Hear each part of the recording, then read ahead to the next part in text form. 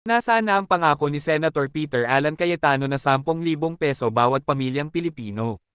Ang pangakong 10,000 ayuda ni Senator Alan Peter Cayetano ay nananatiling isang panukalang batas at hindi pa naisasabates hanggang sa kasalukuyan.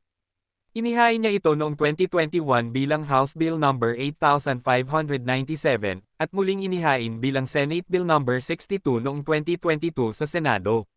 Layunin ng panukalang ito na magbigay ng isang beses na 10,000 piso na tulong pinansyal sa bawat pamilyang Pilipino upang matulungan silang makabangon mula sa epekto ng pandemya. Kalagayan ng panukalang batas. Ayon kay Senator Cayetano, may sapat na pondo ang gobyerno para sa naturang ayuda, ngunit hindi ito prioridad ng kasalukuyang administrasyon. Sa halip, ang pondo ay ikinalat sa iba't ibang ahensya tulad ng DSWD, DOH, at DOL na nagreresulta sa mas mataas na administrative costs at hindi direktang benepisyo sa mga nangangailangan.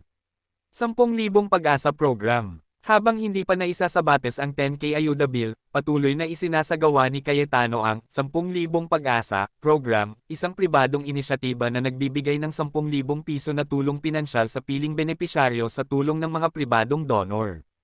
Ang programang ito ay nagsimula noong 2021 at patuloy na isinasagawa sa iba't ibang bahagi ng bansa.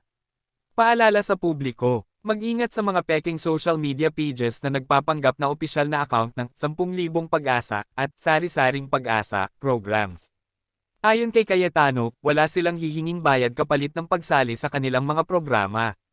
Conclusion. Bagaman hindi pa naisasabates ang 10K Ayuda Bill, patuloy ang pagsusumikap ni Senator Cayetano na maisakatuparan ito. Sa ngayon, ang kanyang 10,000 Pag-asa program ay nagsisilbing pansamantalang tulong sa mga nangangailangan. Para sa karagdagang impormasyon at updates, maaari mong bisitahin ang opisyal na website ni Senator Alan Peter Cayetano.